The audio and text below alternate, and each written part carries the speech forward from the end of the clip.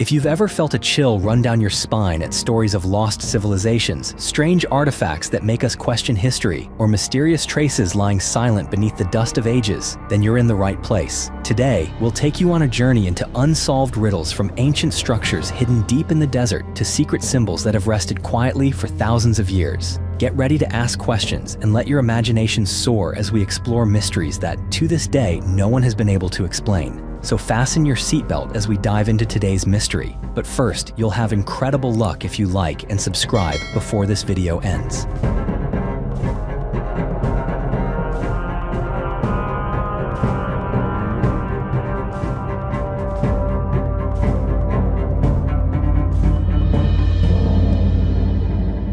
The mystery of the Lovelock Cave Giants.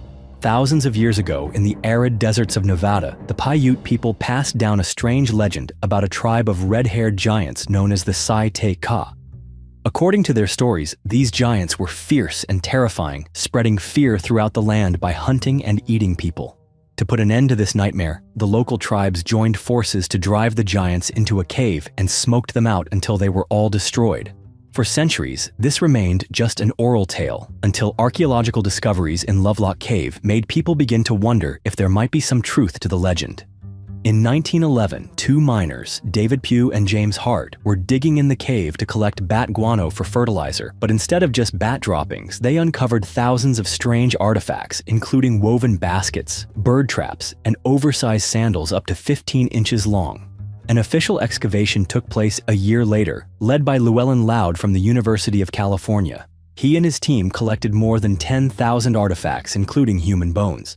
Early reports even mentioned very large skeletons and mummified remains with red hair, some standing over 6.5 feet tall. This sparked renewed interest in the stories of giants. However, most of those large skeletons later vanished, leaving behind more questions than answers. Lovelock Cave truly is an archaeological treasure trove, but it is also a deep mystery. The cave stretches more than 150 feet in length and is about 30 feet wide. Archaeologists found giant sandals, a huge handprint pressed into stone, and signs of fire near the entrance, all details that match the Paiute legend of burning out the Sai-Te-Ka. Some of the red-haired mummies, a female about 6.5 feet tall, a male even taller, were referenced in early reports, but modern scientists believe the red hair could be the result of mineral staining or oxidation over time, and that the actual height of the skeletons was closer to 5 feet 11 inches tall, but not exactly gigantic. The process of unraveling the Lovelock mystery has taken centuries and remains filled with controversy.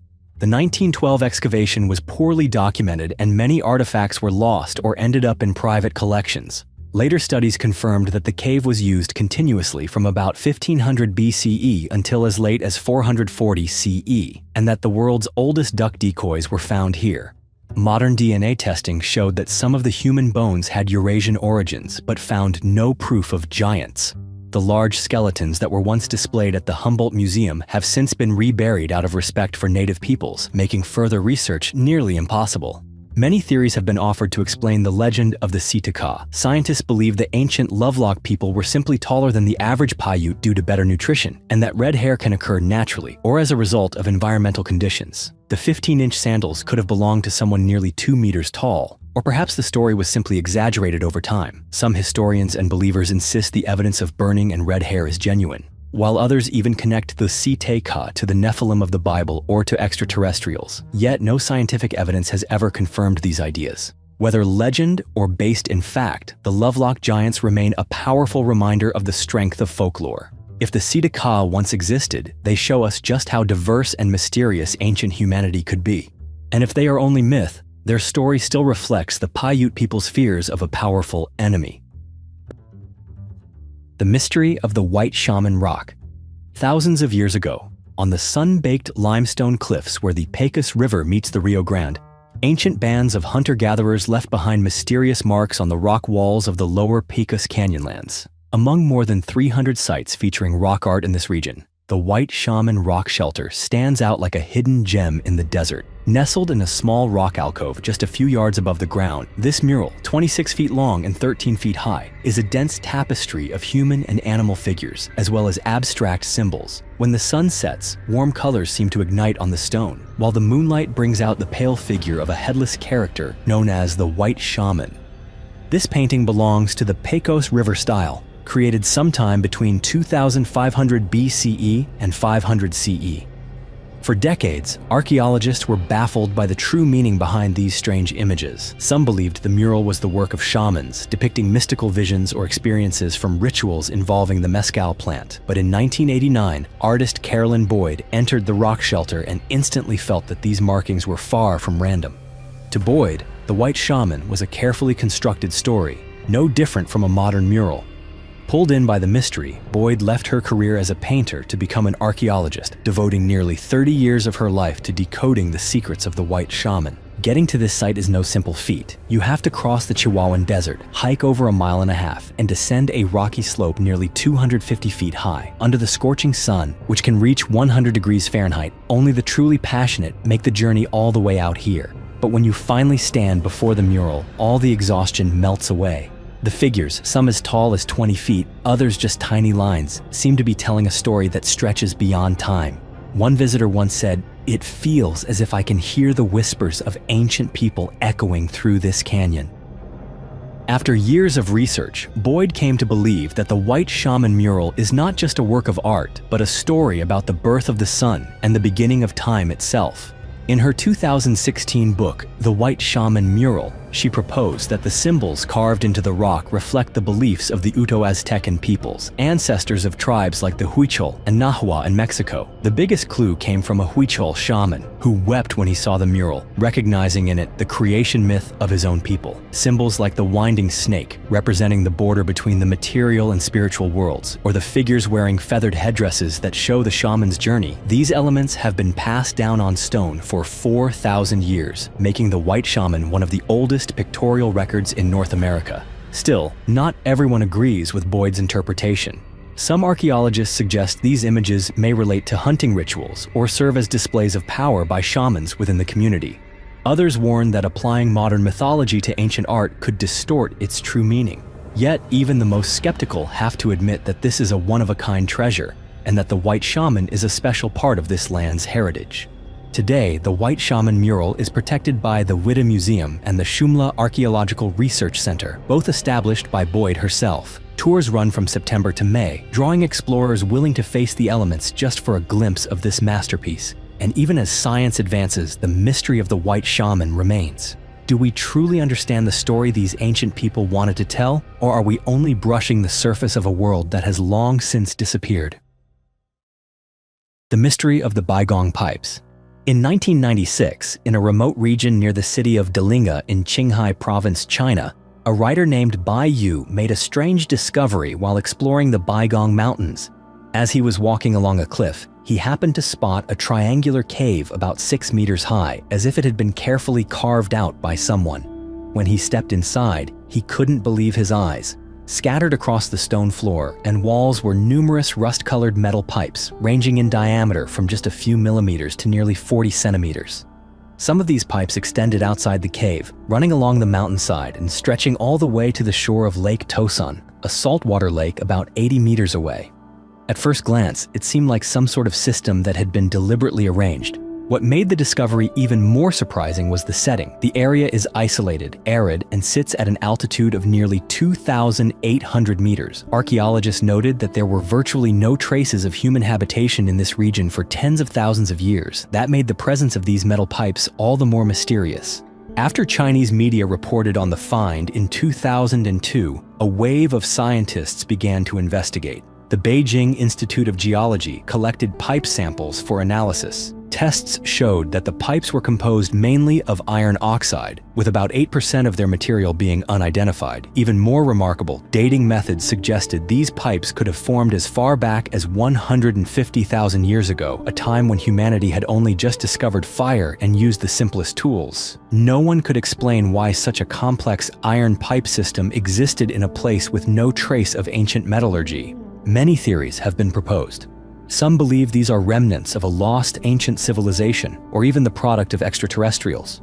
The reason is that the area features a mountain shaped like a pyramid, right next to a vast salt lake, two details that make people think of some hidden base. Some have even suggested that these pipes are UFO technology left behind on Earth. However, scientists have put forward simpler explanations. some studies revealed traces of plant matter and growth rings inside the pipes. According to this theory, the pipes could simply be fossils of ancient tree roots that gradually became mineralized over time thanks to the region's unique iron-rich environment. In fact, similar phenomena have been recorded in Louisiana, where fossilized tree roots were found encased in metal shells. Other surveys found the pipes contained a high amount of carbon and other mineral traces, supporting this natural explanation. Still, not everyone is convinced. Why are the pipes so uniform in size and arranged like an engineered system? Why do they exist in a place that was once an ancient wetland but is now bone dry? There's also that 8% of unidentified material, and some samples even showed traces of mild radioactivity. More than 20 years have passed since the discovery, and the mystery of the Baigong pipes remains unsolved.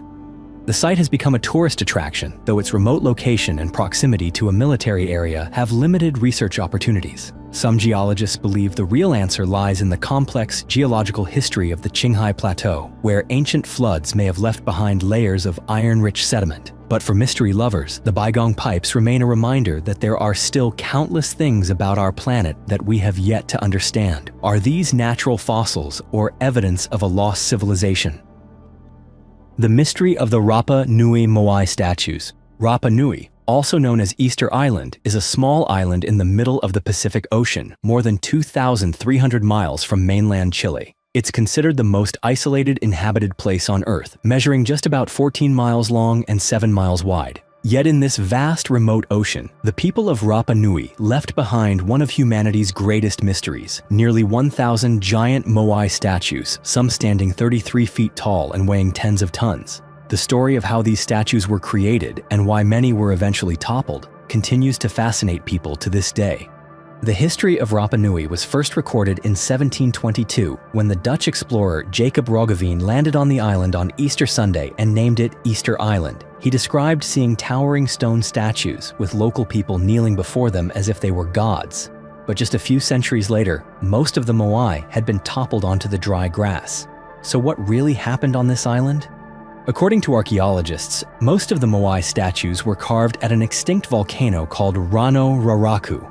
95% of the moai were made from a type of compressed volcanic ash that is soft and easy to carve, while a few others, like the famous Hoa Hakananaya at the British Museum, were made from much harder basalt stone. Some statues also wear red stone hats, which are believed to represent the hair and spiritual power of tribal leaders. The greatest challenge, though, was how the Rapa Nui people, with only stone tools and ropes, could move these massive stones, some weighing up to 86 tons across the island's rugged terrain. One of the best-known theories is that the ancient islanders used ropes to walk the statues. They would stand a statue upright, tie ropes to both sides, and then rock it back and forth, inching it forward until it reached its final location. Modern experiments using 5-ton replicas have shown that this method is possible with just a few dozen people. Still, Rapa Nui legends say the moai walked themselves, moved by the mana, spiritual power, of their chiefs, offering a mystical explanation for something that seems impossible even now. Others believe the statues were moved on logs or rollers, and that this could have led to the island's deforestation. In fact, when the first people arrived around the year 1200, Rapa Nui was covered with towering palm forests. By the 18th century, the island was nearly barren, possibly due to expanding agriculture or the need for timber to transport the moai. Another big question is why the construction of the moai suddenly stopped. When Europeans arrived in 1722, many statues still lay unfinished at the Rano Raraku quarry, including El Gigante, a colossal statue more than 70 feet tall and weighing nearly 200 tons, which was never completed. Some researchers believe that war, disease, or the collapse of resources after deforestation led to the downfall of Rapa Nui's civilization. Rapa Nui's history also has its share of tragedy. After contact with Europeans, the island was ravaged by disease and the slave trade. The population dropped from thousands to just 111 people by 1877. Most of the moai were toppled, perhaps due to conflict or because the people lost faith in their gods. Some statues, like Hoa Hakananaya, were taken away and are still at the center of heated debate about whether they should be returned to Rapa Nui. Today, Rapa Nui is a UNESCO World Heritage Site that attracts thousands of visitors every year. Many moai have been restored, thanks to the efforts of local communities and archaeologists. Still, new challenges like climate change and wildfires have destroyed hundreds of statues, threatening this precious legacy. The mystery of the Sangxingdui bronzes. In 1929, in a quiet village in Sichuan province, China, a farmer was digging an irrigation ditch when he unexpectedly unearthed some jade and stone fragments with very unusual shapes. He had no idea that he had just stumbled upon traces of a civilization that was almost lost to history.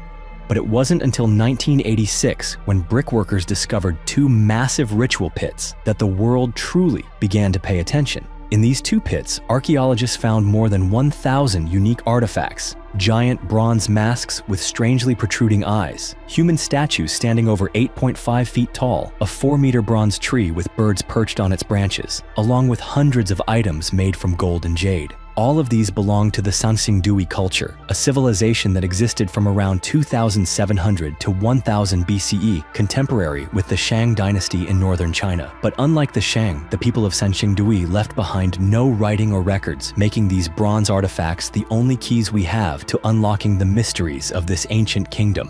The artifacts from Sanxingdui look like nothing else ever found in ancient China. The most striking is a large bronze mask unearthed in 2021, with eyes that bulge outward and enormous ears, appearing almost godlike or supernatural. Archaeologists believe these masks were once mounted on wooden poles or worn by people during ancestor transformation rituals. Some masks even have traces of red paint on their lips and marks near the ears, as if they had been awakened to take part in special ceremonies. Another remarkable bronze statue stands 8.5 feet tall, depicting a figure with two massive bracelets and cupped hands, as if holding a sacred object. In 2019, a new round of excavations at Sanxingdui led to even more astonishing discoveries. 6 more ritual pits were found near the original 2.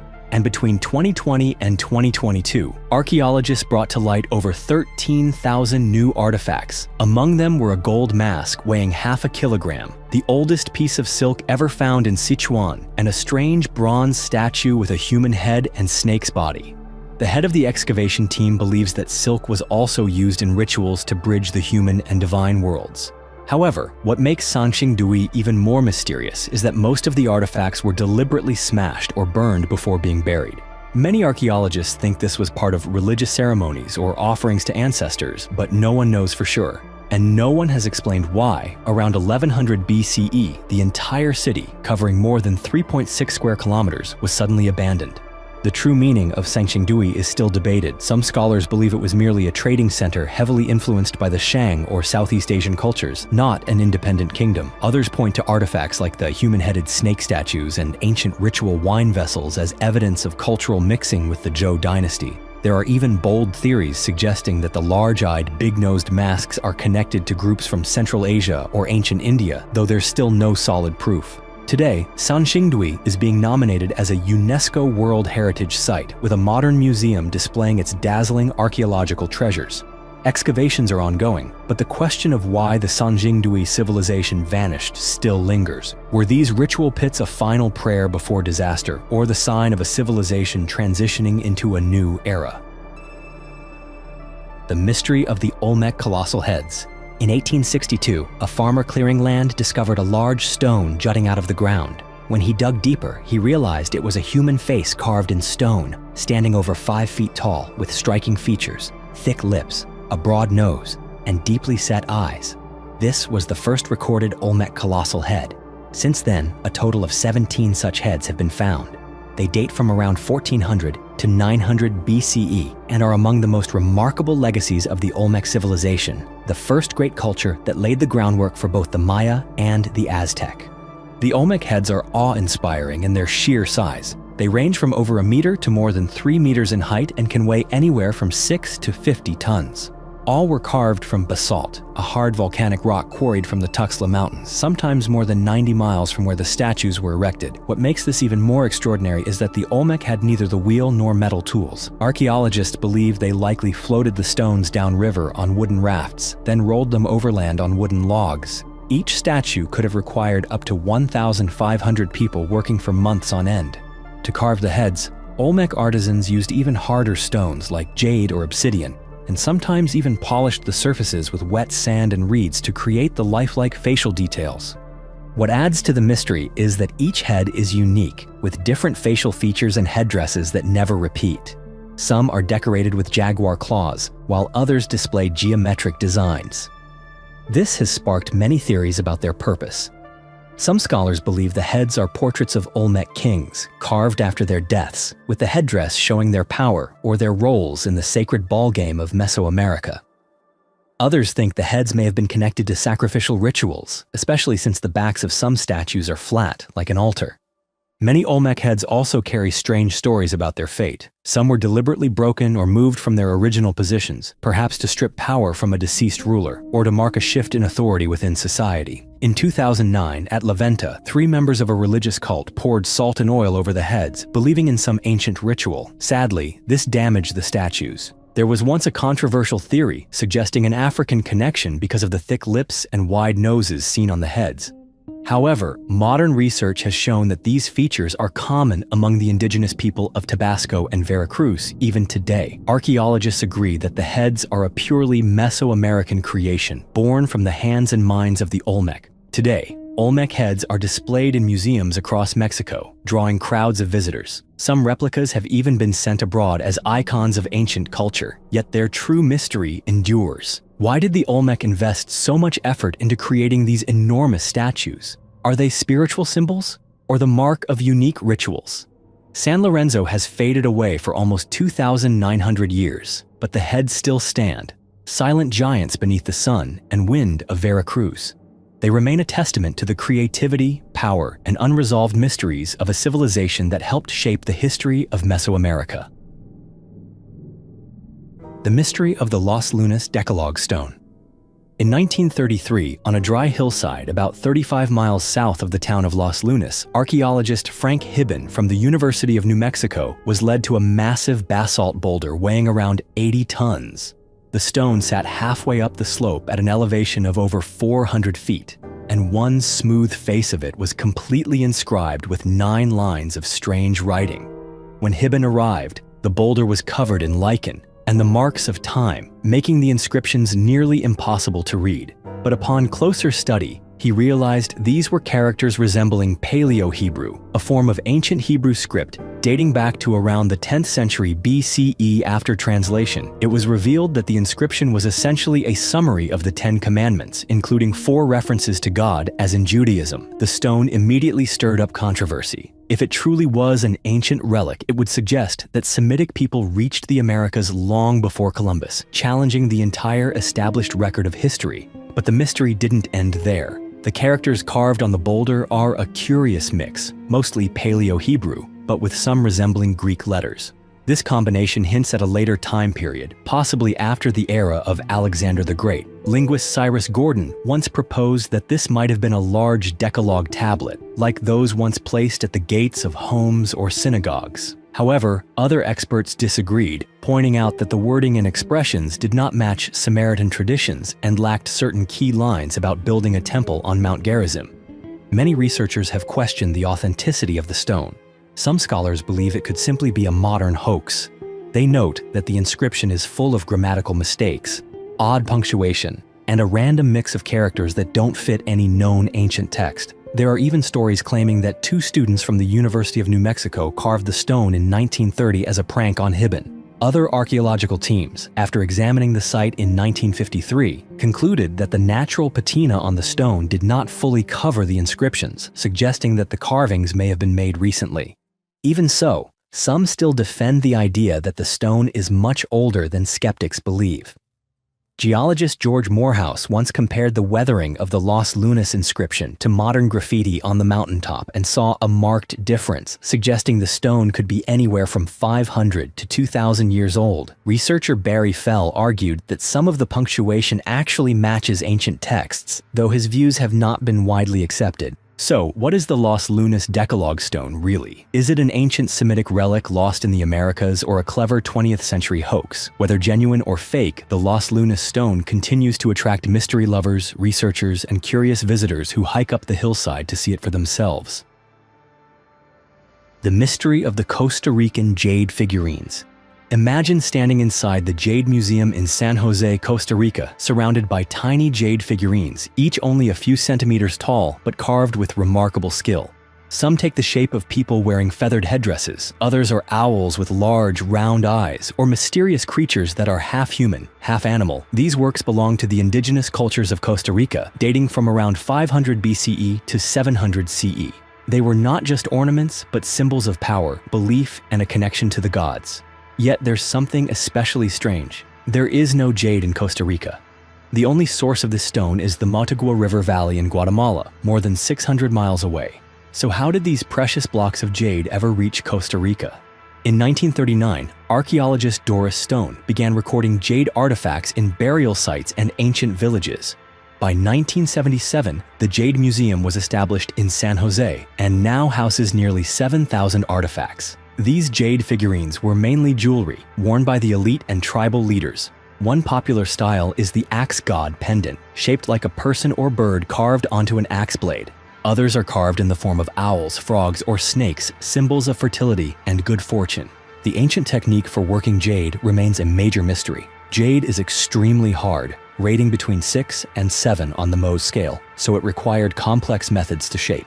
The ancient Costa Ricans developed a unique string saw technique using cord and abrasive powder to carve curved lines into the stone. Some pieces, like the feathered headdress pendant in the Denver Museum, are thought to have taken years to complete. The finest works used blue-green jade from Guatemala, while more common versions were made from local greenstones like serpentine. The presence of jade in Costa Rica points to an extensive trade network stretching from Central America down to Costa Rica from the 3rd century BCE to the 8th century CE. Traders may have bartered with the Maya or Olmec to bring jade back and have it crafted into figurines. When trade centers like the Mayan city of Copan collapsed around 700 CE, the jade supply dried up and was gradually replaced by gold. Not everyone agrees on the true meaning of these jade statues. Some scholars believe they were religious icons meant to connect with the gods or ancestors. Others emphasize their social role, viewing the feathered headdress figures as symbols of leadership and power. There are even theories that their style was influenced by South American cultures, though no archaeological evidence has confirmed this idea yet. The mystery of the El Tanin antenna. El Tanin was no ordinary ship. Once a U.S. Navy icebreaker, it was later transformed into the first oceanographic research vessel devoted to exploring the Antarctic. The El Tanin's mission was to collect seafloor samples and capture images of landscapes no one had ever seen before, deep beneath thousands of meters of water. On one such mission, while photographing at a depth of nearly 4,000 meters, the ship captured an image that stunned both the scientific community and the public. That photograph revealed a strange object standing upright on the desolate ocean floor. It was about 1.6 meters tall, shaped like a vertical column with evenly spaced branches, each ending in a small sphere. At a glance, it looked like a modern television antenna or some kind of advanced technology. At the time, there was no way for any man-made device to be placed at such depth. So, what exactly was this object? The photo quickly appeared in the New Zealand Herald under the headline "Mystery Image from the Ocean Floor," and immediately sparked widespread speculation. Many UFO researchers and conspiracy theorists believed this was an alien artifact, possibly placed on the seafloor to monitor Earth or communicate with other civilizations. Some even thought the antenna's location sat on an ancient planetary grid tied to mysterious cycles of the Earth, and connected it to numbers like 144, which some claimed were linked to the speed of light. Not everyone, however, bought into the supernatural theories. In 1971, oceanographers Bruce Heezen and Charles Hollister wrote in their book, The Face of the Deep, that the object in the photo was actually a carnivorous sponge called Cladorhiza concrescens. They pointed out that this species looks remarkably similar to the El Tanin antenna. In fact, an illustration by Alexander Agassiz from 1888 shows this sponge looking almost exactly like a modern microwave tower. Even so, not everyone was satisfied with this explanation. Why hadn't the El Tanin science team recognized it as a sponge right away? Moreover, these sponges typically live in clusters, while the El Tanin object stood alone. Its form seemed too symmetrical, too solid, and far more like a piece of technology than a natural creature. The story only grew more mysterious when, in 2003, researcher Tom DeMary confirmed that the object had indeed been identified as a sponge, but this information seemed to circulate only within scientific circles. That left some people wondering, was there an effort to keep the true nature of the El Tanin antenna hidden? To this day, the object has never been found again. the area where it was photographed remains one of the harshest and most inaccessible regions on the planet. Some believe that if it was a mysterious piece of technology, it may have been removed or concealed. So, what was the Eltanin antenna after all? Was it a misunderstood deep-sea creature or a lost technological device? The mystery of the Russian megaspheres. In the summer of 2016, on Russia's Champ Island, a group of miners made a startling discovery. While mining for coal, they stumbled upon dozens of massive stone spheres scattered across the frozen ground. Some of these spheres measured up to 4 meters in diameter, making them larger than almost any naturally occurring stone spheres known to science. What truly amazed people was how smooth their surfaces were, almost perfectly polished, as if someone had meticulously crafted them.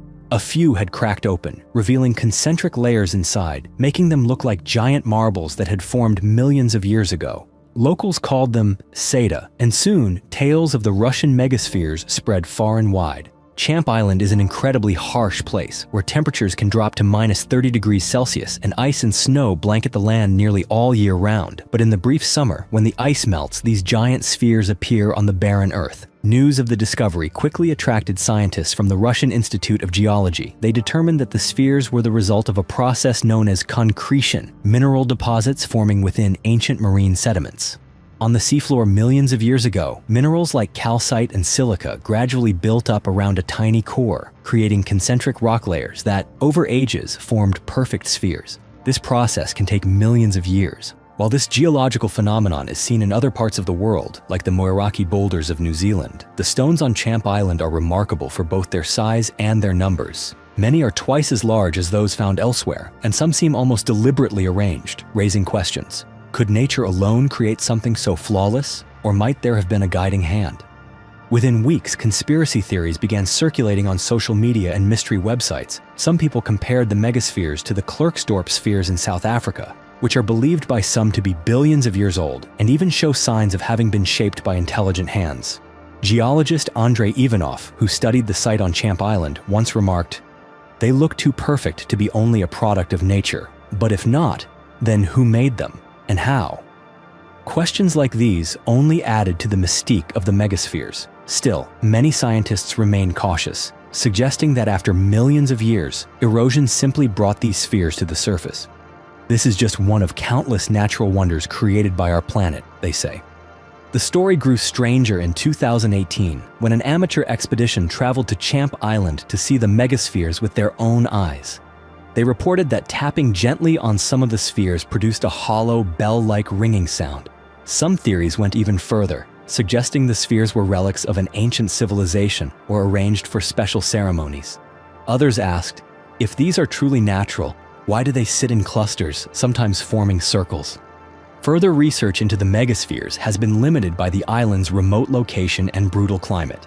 To complicate matters, Franz Josef Land, where Champ Island is located, was once a secret Soviet military zone, the site of some of the world's largest nuclear bomb tests, including the Tsar Bomba explosion.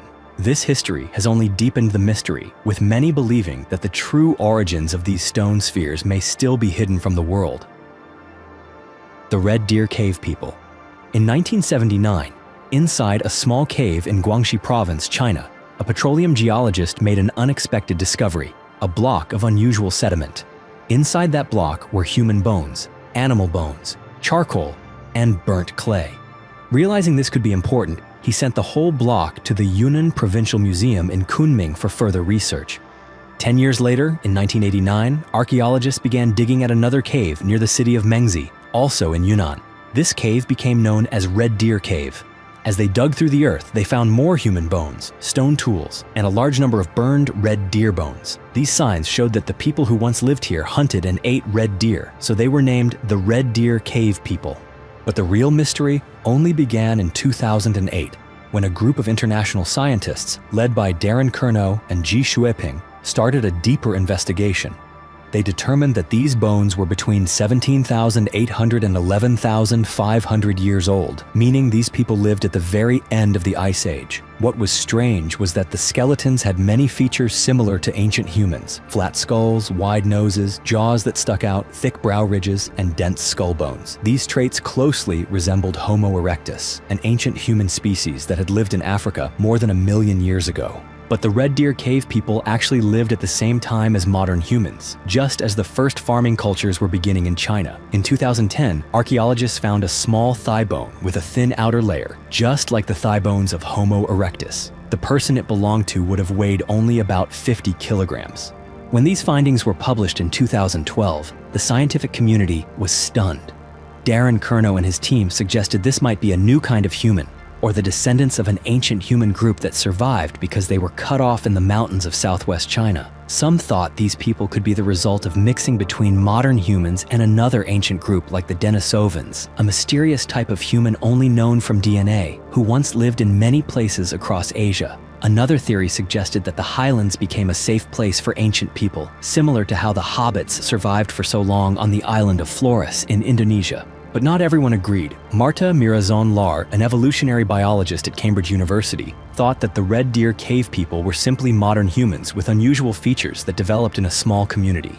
She said that modern humans can be very diverse, and strange features do not have to mean a new species. But in 2015, when the research team continued analyzing the thigh bone, they found it was outside the range of variation for modern humans, suggesting an older origin. Some other scientists thought this was proof of a very early migration from Africa, even before modern humans spread widely across Asia some 60,000 years ago. Everything changed in 2022 when Chinese scientists managed to sequence part of the DNA from the Maludong skull. The results were surprising. The Red Deer Cave people were actually modern humans, closely related to both present-day East Asians and to Native Americans. The skull belonged to a woman, and she might have been an ancestor of the first people who crossed the Bering Strait into the Americas. Still, the mystery remains. If the Red Deer Cave people were modern humans, why did they have features that look like those of ancient humans who had already disappeared? If they were hybrids or a new species, how did they survive next to modern cultures at the end of the Ice Age? This story reminds us that the history of humanity is full of complexity, and that in Asia, many mysterious caves still hide secrets no one has yet uncovered. The Indus Valley Script, an unsolved mystery. More than 4,000 years ago, across the vast lands surrounding the Indus River, a great ancient civilization once flourished. This was the home of large cities like Harappa and Mohenjo-Daro, where streets, houses, and drainage systems were laid out with a level of planning far ahead of most civilizations of their time. And yet, there is one thing that archaeologists and historians still cannot explain: the writing system of the Indus people. Since the late 19th century, when archaeologists first discovered small stone seals engraved with mysterious symbols, people have been asking the same questions. What do these signs mean? And what stories do they tell about a once thriving culture? These seals are often no larger than the palm of a hand, with surfaces carved with images of animals, humans, and a series of strange symbols. So far, researchers have collected more than 4,000 such seals, but not a single one has ever been read. The symbols on the Indus seals are truly unique. They are unlike any ancient writing system known to us, not Egyptian, not Mesopotamian, not Chinese. Most lines contain only 3 to 5 characters, sometimes more, but there are no long passages or clear narratives. These symbols are carved with care, showing that ancient people placed great importance on recording information, even if today we still cannot understand the meaning of each character. Many theories have been proposed to unlock this mystery. Some scholars believe it could be a kind of syllabic writing, similar to Sumerian or Egyptian hieroglyphs. Others think the symbols represent concepts much like the ideograms of ancient Chinese. There is even a theory that the Indus symbols were never meant as true writing, but instead were marks for identifying goods or families, used in trade or religious ceremonies. Over the past century, many attempts have been made to decipher the script. One of the biggest challenges is that no one has ever found a bilingual inscription, like the Rosetta Stone, which helped decode Egyptian hieroglyphs. Also, the limited number of symbols and the short length of the inscriptions make it even harder to compare and analyze the characters. What is strange is that despite such a developed civilization, after the Indus civilization collapsed around 1900 BC, all traces of their script and language seem to have vanished completely. Many researchers believe that if the Indus script is ever deciphered, we will finally learn more about their daily lives, their beliefs, and perhaps even the reason why such a powerful civilization disappeared so suddenly. But until that day comes, those small seals with their mysterious symbols remain silent, still keeping the story of one of history's most enigmatic civilizations locked away. Jiroft, the mysterious civilization by the Halil River. In early 2001, in the Halil River Valley of southeastern Iran, a great flood changed everything. This usually peaceful river swept away layers of earth, uncovering a secret that had been buried for thousands of years. As the waters receded, a vast ancient cemetery with thousands of graves appeared, but many of these tombs had already been dug up by looters. Strange treasures soon began to surface on the antiquities market: delicate jade bracelets, intricately carved drinking vessels, game boards, and weapons studded with gemstones. No one knew where these artifacts came from until Iranian authorities stepped in. By the end of 2001, law enforcement had arrested a number of smugglers and seized a large collection of artifacts in Tehran. The trail led straight back to the Halil Valley, near the city of Jiroft, a quiet region not far from the Persian Gulf. When archaeologists arrived, they were shocked to realize this was no ordinary burial ground. Beneath the earth were traces of a Bronze Age civilization, thriving from around 2500 to 2200 BCE, with developed cities and perhaps even its own independent writing system. Not far away, two artificial mounds offered new secrets, evidence of a vast fortress and an ancient ceremonial structure. What archaeologists found at Jiroft stunned the world. A chlorite stone vessel depicted a two-horned figure wrestling with snakes, a scene reminiscent of ancient Sumerian mythology. A heavy stone, perhaps once used as a weight, was carved with images of people taming wild animals, a common theme of the Bronze Age. Cylindrical jars modeled after palace facades, with columns and miniature ziggurats, closely resembled architecture from ancient Mesopotamia. Archaeologist Yusuf Majidzadeh even suggested that Jiroft might be the legendary land of Arata, described in Sumerian legends as a place of great wealth. He pointed to an ancient brick, engraved with geometric symbols, possibly the oldest Elamite writing ever found, and speculated this could be the true origin of cuneiform script. However, many scholars, such as Oscar Muscarella, argued that these claims still need more solid evidence. Jiroft becomes even more fascinating when you consider its scale. Konar Sandal B rises up to 21 meters high. Beneath it, the ruins of a massive two-story fortress with brick walls up to 11 meters thick.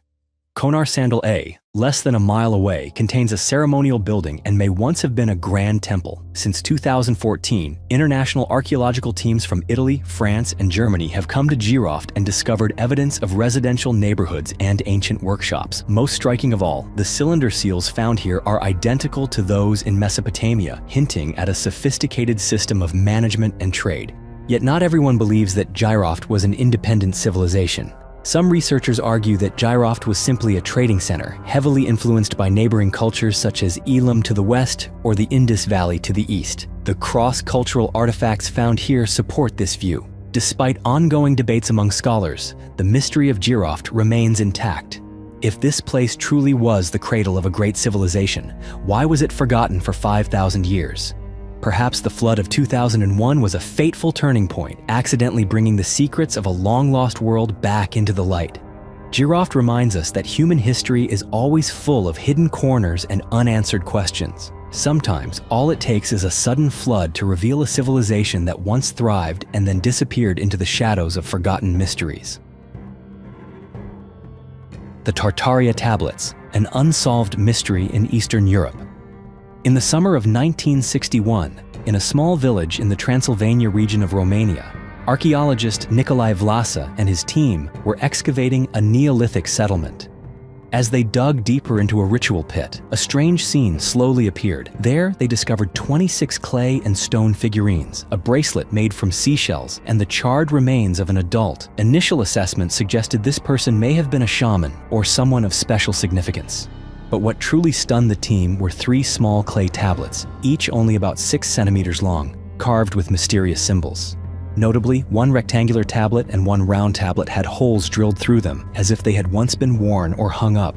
These clay tablets, now known as the Tartaria tablets, sent shockwaves through the archaeological world. The symbols on them looked like an early form of writing. One tablet features an animal with horns beside what appears to be a tree or a leafy branch. The other two are filled with abstract symbols and various geometric shapes. What is especially remarkable is how closely these symbols resemble those found in the Vinci symbol system, from a prehistoric culture that once stretched across Romania from around 4,500 to 3,700 BCE. But what truly makes the Tartaria tablets stand out is the debate over their age. Based on the artifacts and the soil layer where they were found, some scientists believe these tablets could date back to around 5,300 BCE. If this is true, they would predate both Sumerian cuneiform and Egyptian hieroglyphs by at least 1,000 years, meaning Eastern Europe, not Mesopotamia, might have been the birthplace of the world's first writing system. However, not everyone agrees with this theory. When Vlasa sent the tablets to the Cluj Museum for preservation, they were fired at high temperatures, which accidentally destroyed any possibility of direct carbon-14 dating. This has led to intense debate among scholars over the true age of the tablets. The mystery deepened as researchers began comparing the Tartaria tablets to similar artifacts. Some linguists have suggested they could be related to Linear A script in Crete, or might even be the prototype for writing on the island of Cyprus. Yet, to this day, no one has been able to decipher the symbols. The Vinci system records around 700 different signs, almost as many as Egyptian hieroglyphs, leading some linguists, like Harman, to believe this was indeed a true writing system, used for recording trade transactions or rituals. However, the inscriptions are all very short, making them extremely difficult to decode. There are even bolder theories. Some believe the Tartaria tablets are evidence of a hidden civilization, one with writing that predates Sumer but was forgotten or deliberately erased from history. While there is no solid proof for this idea, it continues to fuel curiosity about an ancient Eastern Europe that may have once flourished and then faded into obscurity. Some have even tried to link the symbols to ancient Magyar, but these ideas face strong opposition due to lack of evidence. The 10,000-year-old dwarf skeleton. The 10,000-year-old dwarf skeleton found in China has raised questions that scientists still cannot fully answer. The story begins in 2007 in a region near the Yellow River in east-central China. Here, archaeologists were excavating an ancient burial site where they uncovered a number of skeletons belonging to the Yangshao culture, dating back about 5,000 to 7,000 years. All of these skeletons had been carefully buried, with hands placed on their chests as a sign of communal respect. But standing out among these ordinary remains was one small, unusual skeleton. This person was laid to rest separately, with both hands hidden behind the back, almost as if to set them apart from the rest. After studying the remains, scientists determined that this skeleton was even older than the others around it. This person had lived at the end of the Neolithic era, roughly 10,000 years ago. What caught the archaeologists' attention was the shape of the body. This was an individual with proportionate dwarfism, meaning the body was small, but all the proportions were balanced, different from the more common forms of dwarfism today. Based on the teeth and bones, this was a young adult, about 16 to 20 years old at the time of death. The bones were thin and showed signs of osteoporosis, suggesting that life was far from easy. Among the tens of thousands of ancient skeletons discovered around the world, there have been fewer than 40 cases of dwarfism ever recorded, and this is one of the oldest known to science. This left researchers puzzled. How could someone so small and physically weak survive in a hunter-gatherer society where physical strength was almost essential for survival? To find the answer, scientists spent more than a decade studying the case. The team X-rayed the bones, examined the teeth, and analyzed the physical development in detail. They concluded that the individual suffered from hypothyroidism or pituitary dwarfism from an early age, resulting in a small stature. But how did this person really live in a society where being different could mean being cast out? The burial itself raised more questions. The hands hidden behind the back. Was this a special ritual or a sign of exclusion? Being buried with the community could mean this person was still accepted, or perhaps even held a special place in society. Some scholars speculate that in ancient China, people who were different might have been valued for their intelligence or special abilities. Was this person a shaman, or did they have a spiritual role? Another theory is that the dwarf skeleton was the result of genetics in a small, isolated community where hereditary conditions were more likely. Yet later, historical records show that little people were sometimes treated unfairly or even enslaved in royal courts. Beyond the scientific research, bold ideas have emerged. Some have linked the skeleton to legends of little people in Asian folklore. Others have suggested this might be evidence of an isolated ancient group, or even the remains of a different human species. Even though these theories lack hard evidence, they raise an important question. How many mysteries in human history have we yet to discover? What's truly remarkable is that the 10,000-year-old dwarf skeleton is not just an archaeological artifact, it is a window into the diversity of ancient humanity. The fact that such a small individual could live and be buried alongside the community shows that society back then may have been more accepting than we imagine. Perhaps the stories of willpower and the acceptance of difference have existed far longer than the written record. The lost city of Pavlopetri. More than 5,000 years ago, when the world's first civilizations were just emerging, a bustling city once stood on the shores of Greece. Then, suddenly, the sea swallowed this place, dragging its roads, houses, and tombs down to the ocean floor. This was Pavlopetri, the oldest submerged city ever discovered by humankind. The story begins in 1904 when a Greek geologist first noticed unusual lines beneath the water near Vatica Bay on the southern edge of the Peloponnese Peninsula. But it wasn't until 1967 when marine archaeologist Nicholas Fleming returned to survey the site that the secret of Pavlopetri truly came to light. Just a few meters from the shore, at a depth of about 3 to 4 meters, lay the remains of a city buried by the sea for thousands of years. In 1968, a team from Cambridge University mapped the site in detail and uncovered a network of streets and more than 37 ancient tombs. Based on pottery shards, stone tools, and other artifacts, they determined that Pavlopetri existed as far back as 3,500 BC, making it the oldest underwater city ever found. What makes Pavlopetri remarkable is its nearly perfect state of preservation. Beneath layers of sand and seawater, the city still holds a clearly planned street grid, 2-story houses with gardens, and a large central square. Across more than 9 acres, archaeologists also found an advanced water system complete with channels and pipes. Pottery from Crete, weaving frames, and tools showed that Pavlopetri was once a thriving center for trade and textiles. But the greatest mystery is why such a carefully built city was swallowed by the sea and never rebuilt. For decades, scientists have tried to answer this question. In 2009, a research team from the University of Nottingham, working with the Greek Ministry of Culture, used sonar and underwater robots to create a 3D map of the entire city. They uncovered thousands of square meters of new structures, including grand halls and streets never before recorded. These discoveries confirmed that the city developed continuously from the Neolithic era to the Mycenaean age, but the reason for Pavlopetri's submersion remains unsolved. Many theories have been suggested. Some believe a series of earthquakes, especially around 1000 BC or 375 AD, caused the ground to sink and the city to flood.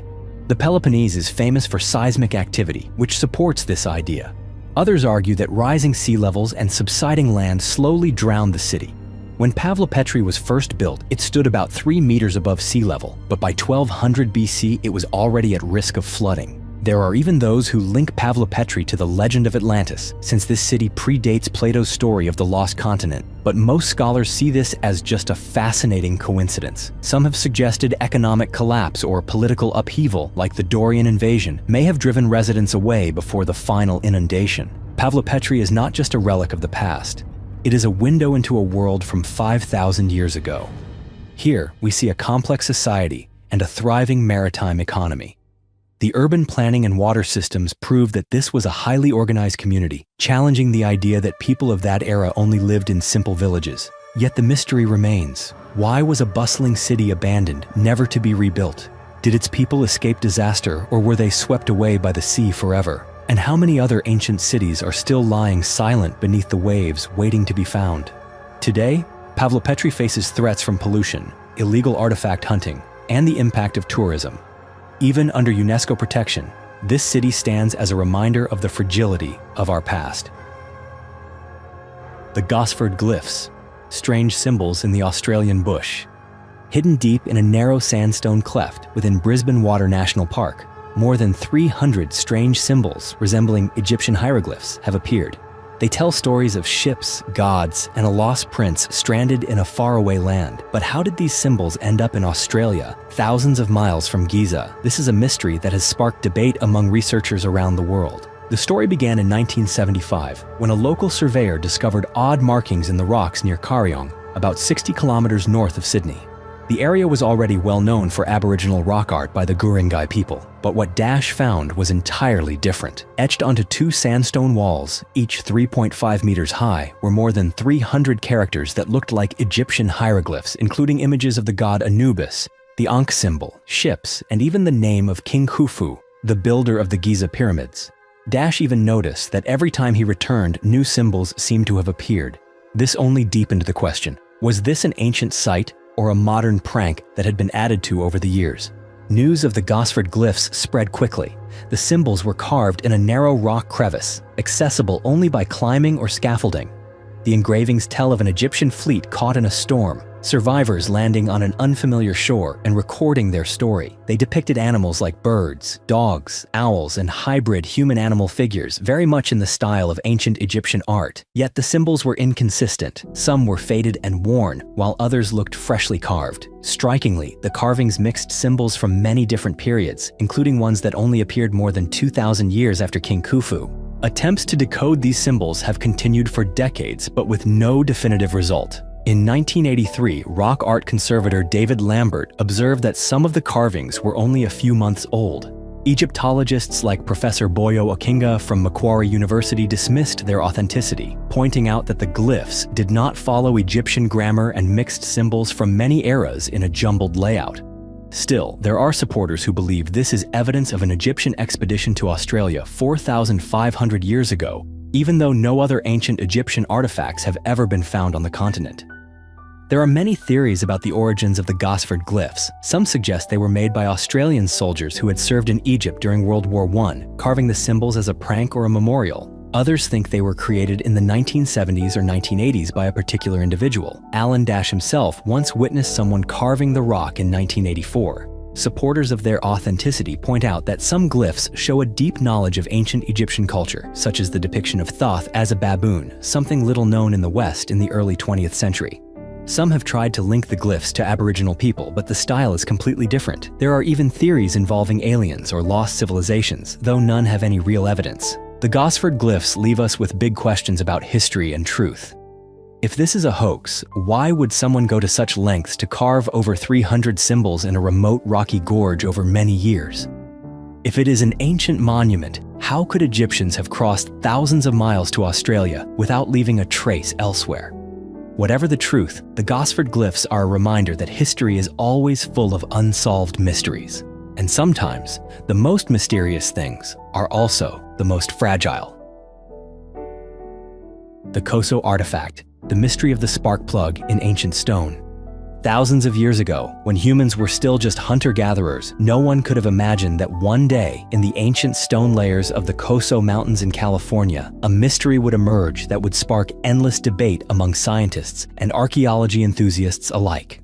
On February 13, 1961, 3 rock hunters, Wallace Lane, Virginia Maxey, and Mike Mikesell, stumbled upon a strange stone while searching for quartz on a mountain over 1,300 meters high near Olancha, California. At first, they thought it was just an ordinary geode, but when Mikesell tried to cut the stone in half, his diamond saw nearly broke, having hit something incredibly hard inside. Instead of a sparkling crystal, they found an object that looked like a spark plug, a white ceramic cylinder surrounding a shiny metal rod, all encased in hardened clay and a fossilized shell. Later, X-ray images revealed an almost complete internal structure, a metal spring, a copper ring, and a ceramic core, all reminiscent of an early 20th century automotive spark plug. The strange thing was that the outer clay was believed to be up to 500,000 years old, predating even the appearance of modern humans. The Koso artifact quickly became a topic of heated controversy. The stone itself was a chunk of petrified clay, containing a soft hexagonal layer around a ceramic cylinder. At the center was a metal rod, just 2 millimeters thick, which had not rusted despite being encased in rock for so long. Surrounding it were copper rings, still intact. All these details raise the question: if it was a spark plug, why was it found inside a rock that seemed hundreds of thousands of years old? And if it was some ancient technology, who could have made it? After its discovery, the Koso artifact was sent to an unnamed laboratory for analysis where X-rays confirmed its spark plug-like structure, but the object was never examined by independent experts. After 1969, the actual artifact vanished, leaving behind only a few blurry magazine photos and inconsistent accounts. This only deepened the mystery surrounding the Koso artifact.